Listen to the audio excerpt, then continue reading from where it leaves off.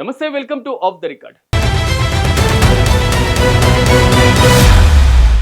ఉమ్మడి వరంగల్ జిల్లా రాజకీయాల్లో ఫైర్ బ్రాండ్ అంటే అది కొండా సురేఖే. అయితే నిన్నటి వరకు నేను తగ్గేదేలే అన్నట్లుగా వ్యవహరించిన ఆ మంత్రిలో ఇప్పుడు సడన్ గా మార్పు కనిపిస్తుంది. వివాదాలకు దూరంగా ఉంటూనే భవిష్యత్తు ఉంటుందని ఆమె రియలైజ్ అయ్యారా?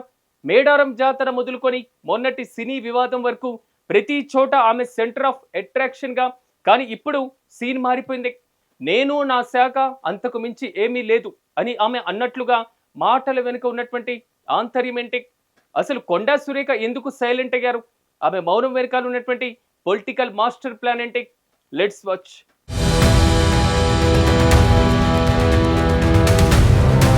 తెలంగాణ క్యాబినెట్లో కొండా సురేఖ అంటే ఒక సెన్సేషన్. అటు దేవాదాయ శాఖ, ఇటు అటవీ శాఖ మంత్రిగా బాధ్యతలు చేపట్టినప్పటి నుంచి ఆమె ఏదో ఒక విషయంలో వార్తల్లో నిలుస్తూనే ఉన్నారు. వరంగల్ తూర్పు నియోజకవర్గంతో పాటుగా జిల్లా రాజకీయాల్లో ఆమె జోక్యం మిగతా ప్రజాప్రతినిధులకు మింగుడు పడడం లేదు.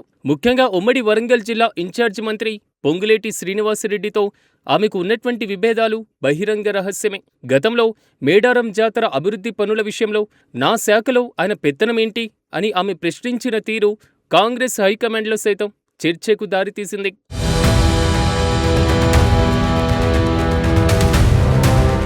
నిజానికి మేడారం మహాజాతర అంటే దేవాదాయ శాఖదే కీలక పాత్ర. కానీ ఈసారి సీన్ రివర్స్ అయింది.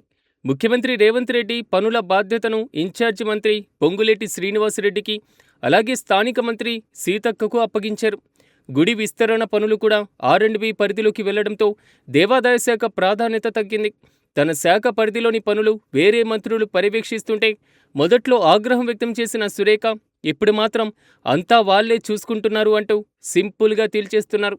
దీనినే రాజకీయ విశ్లేషకులు తప్పనిసరి పరిస్థితుల్లో తలొగ్గడమని అభివర్ణిస్తున్నారు.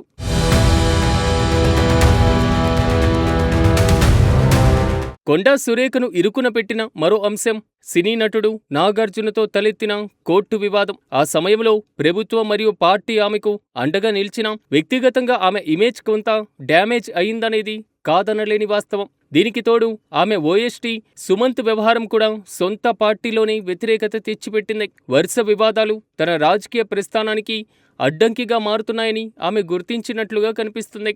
అందుకే ఇప్పుడు నో మోర్ వివాదాలు అనేటువంటి పాలసీని ఫాలో అవుతున్నారు.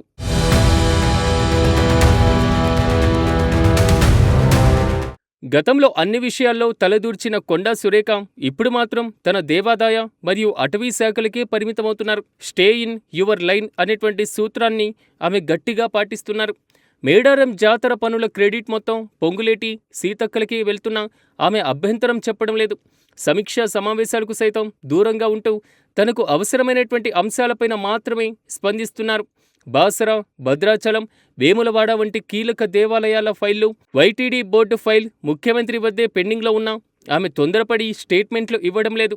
సైలెన్స్ ఈజ్ గోల్డెన్ అన్నట్లుగా వేచి చూసే ధోరణిలో అవలంబిస్తున్నారు. వరంగల్ వెస్ట్ ఎమ్మెల్యే నాయిని రాజేందర్ రెడ్డితో వివాదాలు పెట్టుకోకుండా ఆయన పరిధిలోని ఆలయ కార్యక్రమాలకు దూరంగా ఉంటూ సేఫ్ గేమ్ ఆడుతున్నారు. వివాదాస్పద మంత్రి అనేటువంటి ముద్రను చెరపేసి పనిచేసే మంత్రిగా గుర్తింపు తెచ్చుకోవడానికి ఆమె ప్రయత్నాలు మొదలుపెట్టారు.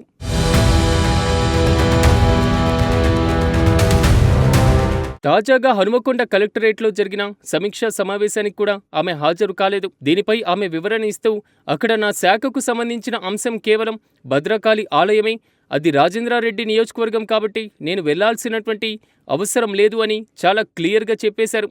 ఒకప్పుడు ప్రతి చిన్న విషయానికి స్పందించే కొండా సురేఖలో ఈ క్లారిటీ అందర్నీ ఆశ్చర్యపరుస్తుంది. గడిచిన ఏడాది కాలంలో ఎదుర్కొన్న పరిస్థితులు ఆమెను మార్చేశాయా అని రాజకీయ వర్గాలు చర్చించుకుంటున్నాయి. ఈ నెల 18న గుడి ప్రారంభోత్సవ కార్యక్రమానికి కావలసినటువంటి ఏర్పాట్లు జరుగుతున్న క్రమంలో కొండా సురేఖ తాజాగా చేసినటువంటి వ్యాఖ్యలు ప్రాధాన్యత సంతరించుకుంటున్నాయి.